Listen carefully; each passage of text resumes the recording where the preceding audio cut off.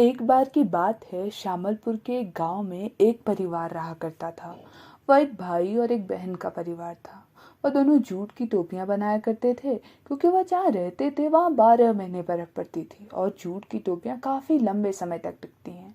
लेकिन उनका घर बाजार से काफी दूर था, इसलिए उन्हें अपना व्यापार करने के लिए बाजार जाने में काफी लंबा समय लग जाता था।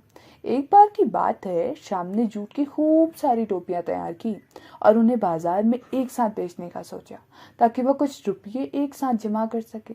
अब वह यह बात अपनी बहन को बताने गया और बोला, चिंकी, अब मैं जूट की टोपियां बेचने के लिए बाजार जा रहा हूँ, क्योंकि इस ठंड के मौसम में बाद में बाजार जाना मुश्किल हो जाएगा।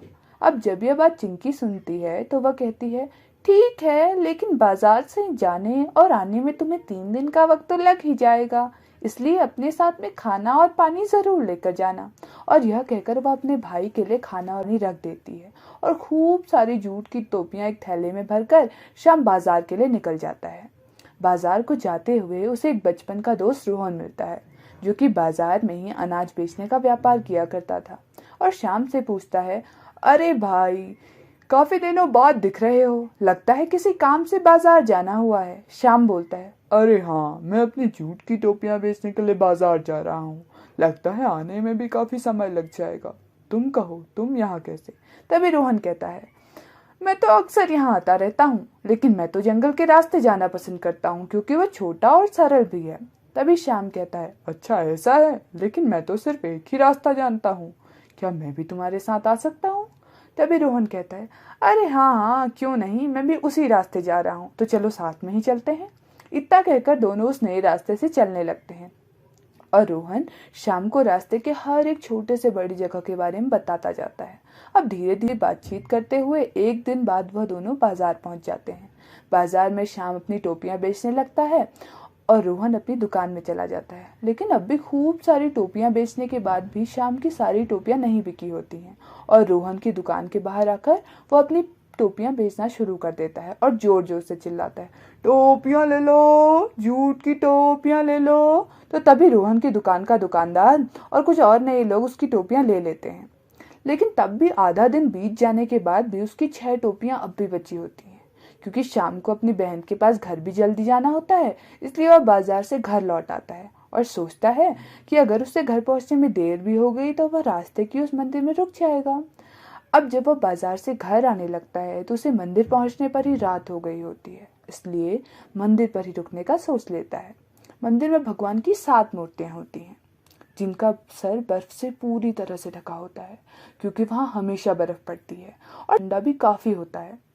अब जब श्याम भगवान को बिना टोपी के देखता है तो वह अपनी बची हुई जूट की टोपियां भगवान के सर पर रख देता है। लेकिन उसके पास सिर्फ 6 ही टोपियां होती हैं और अब वह एक बची हुई मूर्ति के सर पर अपना स्कार्फ उड़ा देता है, ताकि उस बची हुई मूर्ति को भी ठंड न लगे। वहीं दूसरी ओर उसकी बहन के पास एक बूढ़े चाचा आते हैं और कहते हैं, बेटी, क्या तुम कुछ दिनों के लिए मेरी अनाज की बोरियां अपने पास रख सकती हो? क्योंकि मुझे एक बहुत ज़रूरी काम से अपनी बेटी के घर दूसरे गांव जाना पड़ रहा है और मैं यह बोरियां अपने साथ नहीं ले जा सकता। बहन काफ़ी मना करती है और कहती है, चाचा, अगर तुम कुछ समय यहाँ रुक जाओ तो मेरा भाई आता ही होगा, तब आप इन बोरियों को घर में रख देना, ताकि आपको चोरी का भी डर ना हो। लेकिन वह चाचा कहते हैं, बेटी, मुझे तुम पर पूरी तरह से भरोसा है, इसलिए चिंता मत करो। यह कहकर वह चले जाते हैं। अब सुबह हो चुकी होती है। श्याम उस मंदिर से अपना सामान लेता है और घर की ओर आने लगता है। अब जब वह घर पहुंचता है तो अपनी बहन से कहता है, अगली बार हमें भगवान की मूर्तियों के लिए कुछ कपड़े भी बनाने चाहिए, ताकि उन्हें ठंड ना लगे। और बहन इस बात पर राजी हो जाती है। लेकिन तब वह अपने बहन भाई को बूढ़े चाचा के बारे में बताती है, जो कि अपना सामान उनके घर पर छोड़ गए होते हैं।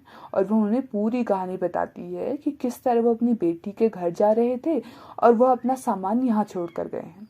अब लगभग 1 महीना बीत जाता है। हर दिन वह अपने काम में व्यस्त होते हैं, लेकिन एक दिन शाम घर पर बैठा होता है और उसकी नज़र उन बोरियों पर जाती है।